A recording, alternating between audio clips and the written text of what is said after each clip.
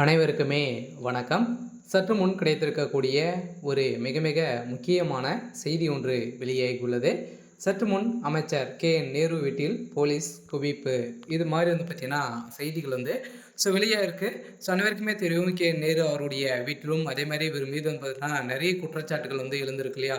அரசு வேலைக்காக ஒரு தலைக்கு 35 லட்சம் ரூபாய்க்கு மேலே பார்த்தீங்கன்னா லஞ்சமாக பெற்றிருக்காரு அப்படின்ற மாதிரி அமலாக்கத்துறையே பார்த்தீங்கன்னா இவர் மீது அமைச்சர் நேரு அவர்கள் மீது சதுரடியாக குற்றச்சாட்டுகளை வைத்து இவர் மீது வழக்குப்பதிவு செய்து, இந்த வழக்குப்பதிவின் அடிப்படையில் நீதிமன்றம் வழங்கிய தீர்ப்பின் அடிப்படையில் இப்போ அதிரடியாக அமைச்சர் நேருடைய கதை ஒட்டுமொத்தமாக முடிஞ்சிருக்கு. பார்த்தீங்கன்னா இப்போ அவர் இந்த 2026 தேர்தல் வரப்போகுது. அதுக்காக அனைத்து திமுக சேர்ந்த கட்சி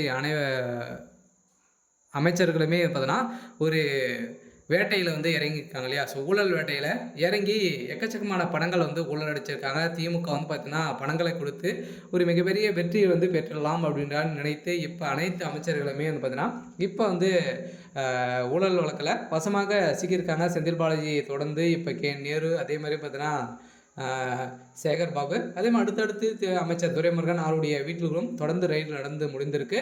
அடுக்கடுக்காக மீதி இருக்கக்கூடிய அமைச்சர்களுடைய வீட்டிலும் ரைடுகள் நடக்க போகுது.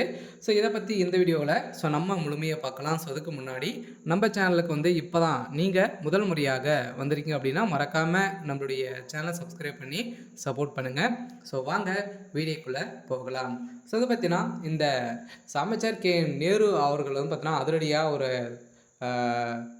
அவருடைய துறையில் ஒவ்வொரு அரசு வேலைக்குமே பார்த்தீங்கன்னா ஒவ்வொரு தலைக்குமே 25 லட்சத்துலேருந்து 35 லட்சம் ரூபாய் வரைக்கும் பார்த்தீங்கன்னா அவர் லஞ்சமாக பெற்றிருக்காரு. லஞ்சம் வாங்கி பார்த்தோன்னா இந்த அரசு வேலையை பூர்த்தி செஞ்சுருக்காரு அப்படின்ற மாதிரி இவர் மீது நிறைய குற்றச்சாட்டுகள் சிலந்திருந்த நிலையில் இந்த குற்றச்சாட்டின் அடிப்படையில் இப்போ நேரு அவருடைய வீட்டில் திடீர்னு பார்த்தோன்னா போலீஸ் குவிக்கப்பட்டிருக்காங்க. இப்போ நீதிமன்றம் வழங்கிய தீர்ப்பின் அடிப்படையில் சதுரடியாக 2 முறை இவருக்கு சம்மன் அனுப்பியும் ஆஜராகாத காரணத்தின் அடிப்படையில் இப்போ நேரு அவர்கள் பார்த்தீங்கன்னா அதிரடியாக கைது செய்யப்பட்டிருக்காரு. இந்த நிலையில் தான் அவருடைய வீட்டில் இன்று காலையிலிருந்தே போலீஸ் குவிக்கப்பட்டிருக்கு. எந்த ஒரு கலவரமும் நடக்கக்கூடாது அப்படின்ற ஒரு நோக்கோடு பார்த்தீங்கன்னா இப்போ அதிரடியாக சிபிஐ களத்தில் இறங்கி மீண்டும் ரைடுகள் அவருடைய வீட்டில் ரைடுகள் நடத்தி தான் இப்போ நேரு அவருடைய வீட்டில் அவருடையும் கைதும் செய்ய போகிறாங்க அப்படின்ற மாதிரி இன்று காலையிலேருந்தே பார்த்தீங்கன்னா ஒரு தகவல் பரபரப்பை கிடைத்திருக்கு.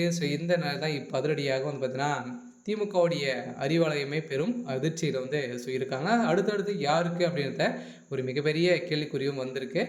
கட்டாயம் திமுகவில் ஒரு மிகப்பெரிய ரைடு நடக்க போகுது. அந்த ரைடில் திமுகவுடைய ஆலமரம் சரித்துக்கான வாய்ப்புகள் இருக்குது. இருந்தாலுமே என்ன நடக்க போகுது அப்படின்ட்டு வெயிட் பண்ணி பார்க்கலாம். இது மாதிரி செய்திகளை தெரிஞ்சுக்கணும் அப்படின்னா மறக்காமல் நம்மளுடைய சேனலை சப்ஸ்கிரைப் பண்ணி சப்போர்ட் பண்ணுங்கள். தேங்க்யூ.